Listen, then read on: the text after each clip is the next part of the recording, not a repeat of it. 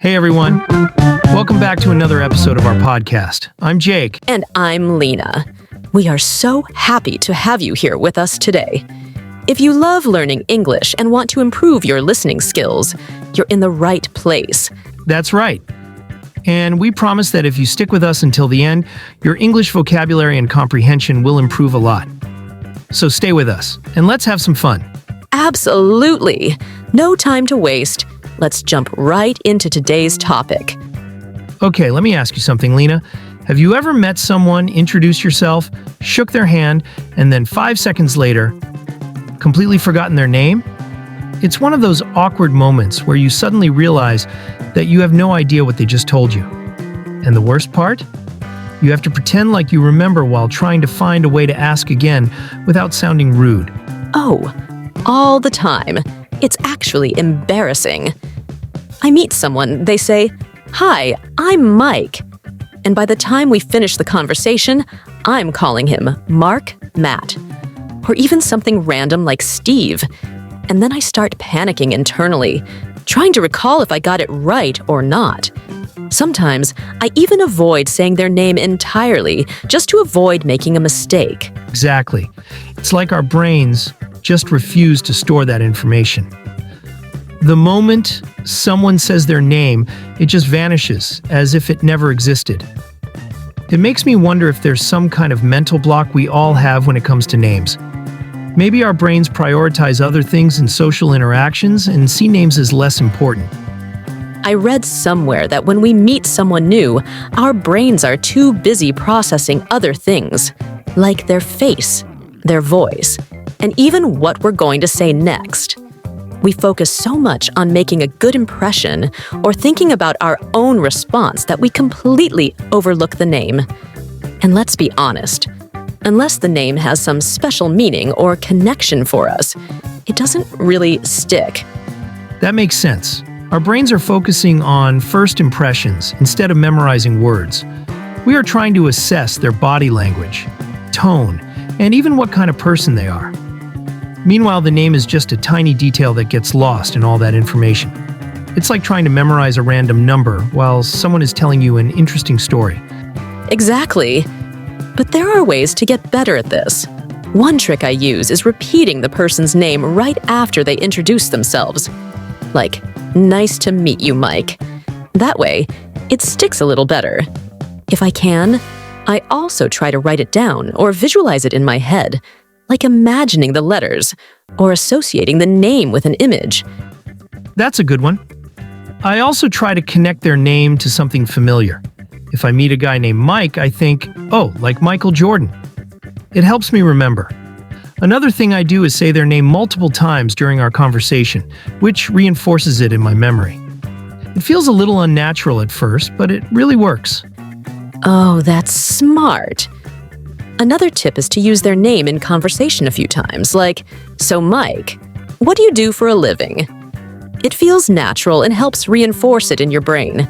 Also, if you can connect their name to a fun or unusual fact about them, it becomes even easier to remember. For example, Mike plays basketball, just like Michael Jordan. I love that. And if you do forget, just be honest about it. People usually don't mind if you ask again.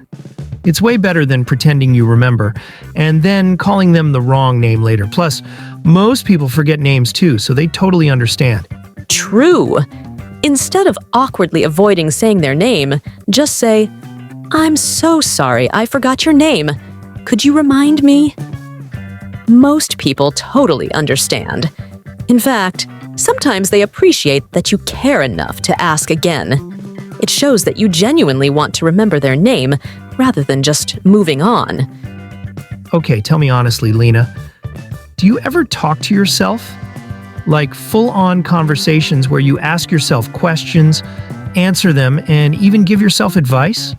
I've always wondered if I'm the only one who does this, or if it's actually more common than people admit. Oh, absolutely. I do it all the time, and I'm not even ashamed to say it. Sometimes, I just need to process my thoughts out loud, and hearing them helps me make sense of everything. It's like I'm having a conversation with my own brain, which actually makes things much clearer for me. Plus, I feel like it helps me organize my thoughts better and prevents me from overthinking too much. Totally get that. I talk to myself too, especially when I'm alone or working through a difficult problem. I think it helps me stay focused and remember things better. It's funny how we all do it, but not everyone admits it because they're afraid of looking strange. But honestly, self-talk can be a great tool for motivation, problem solving, and even self-reflection. It's like having a personal pep talk whenever you need it. Exactly. Some people might think it's weird, but actually it's completely normal and even beneficial. Studies show that talking to yourself can improve problem-solving skills, boost memory, and even help with emotional regulation. It's like having a personal coach in your head, guiding you through challenges and helping you stay positive. And let's be honest, who else is going to give you better advice than yourself? When I talk things through out loud, I feel like I can approach situations with more clarity and logic. That makes so much sense. Sometimes when I'm trying to solve a problem, I say things out loud, and suddenly the solution just appears in my mind. It's almost like hearing my thoughts makes them clearer and easier to understand. It's similar to brainstorming with someone else, except in this case, I'm brainstorming with myself. And it's interesting because when I verbalize my thoughts, I often find flaws or gaps in my reasoning that I wouldn't have noticed if I had just kept everything inside my head. Yes, it's like when you're studying and reading something out loud. It helps you remember better and retain information for a longer time.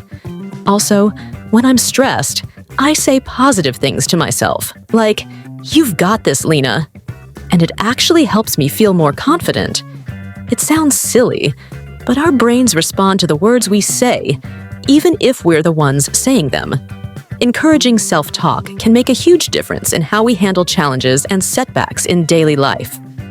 Oh, I do that too. Before an important meeting or a big decision, I hype myself up by saying things like, "All right, Jake, you're ready for this." It really does boost my confidence and makes me feel more prepared.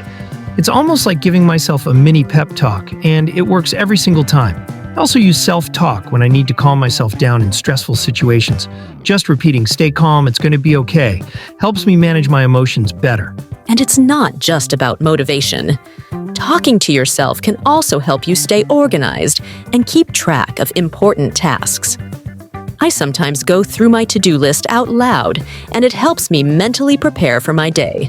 Saying things like, "Okay, first I need to finish this report, then I'll answer emails, and after that I'll take a break," actually makes me more productive. It's like giving my brain a step-by-step guide to follow. That's a great tip. I also use self-talk when I'm trying to remember something important. If I say it out loud a few times, I'm way less likely to forget it. It's especially helpful when I'm learning something new, like a foreign language. Repeating words and sentences out loud helps me retain the information better and improves my pronunciation. Honestly, talking to myself has been one of the most useful learning strategies I've ever used. So true. So, to everyone listening, don't feel weird if you talk to yourself. It's totally normal, and it can actually make you more productive, confident, and mentally organized. The next time you find yourself having a little conversation in your head, embrace it. You're just giving yourself the support and clarity you need. So, Lena, let me ask you something. Have you ever watched a movie more than once? Maybe even more times than you can count? I feel like there are just some movies that pull you back in, no matter how many times you've seen them. Every time you watch them, you notice something new, or just enjoy the familiarity of it. Oh, absolutely. There are some movies I can watch over and over, and they never get old. It's like they bring a sense of comfort and familiarity. I think it's because they remind me of a specific time in my life, and rewatching them makes me feel connected to those moments. Plus, knowing exactly what's going to happen takes away the stress of uncertainty and lets me simply enjoy the story. Same here. I think we all have those films that feel like old friends. No matter how many times we watch them, they always make us feel good. There's something special about knowing a scene so well that you can quote it word for word.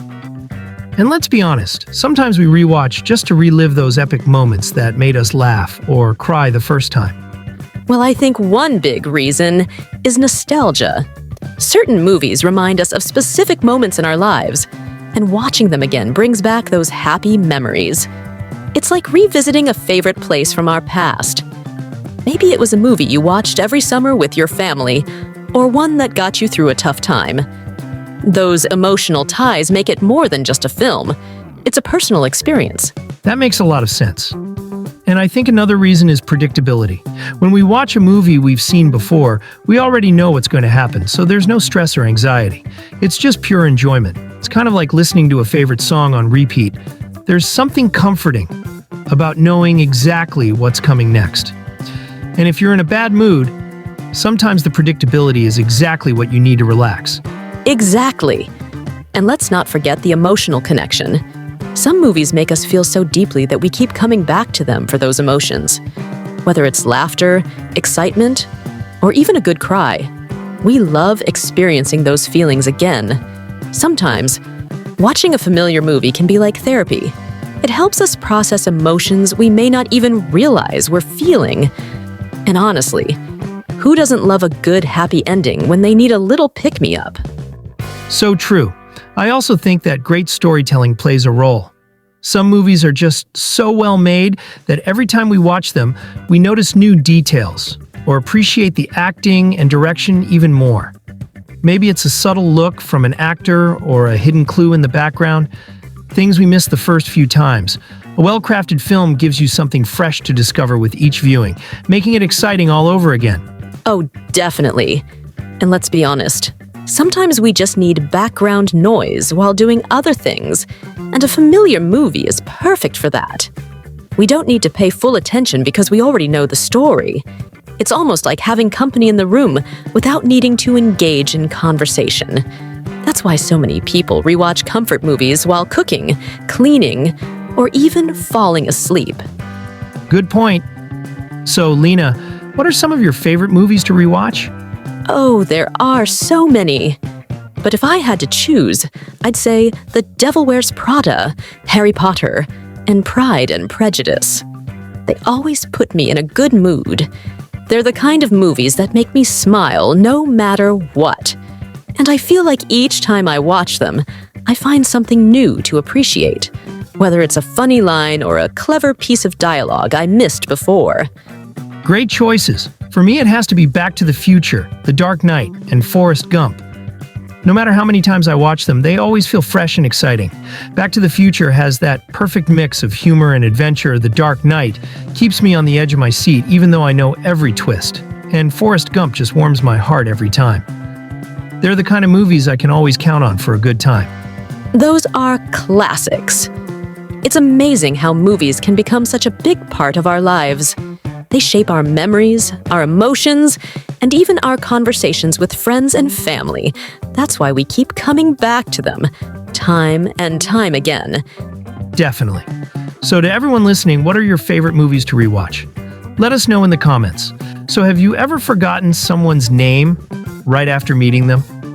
What do you do to remember names better?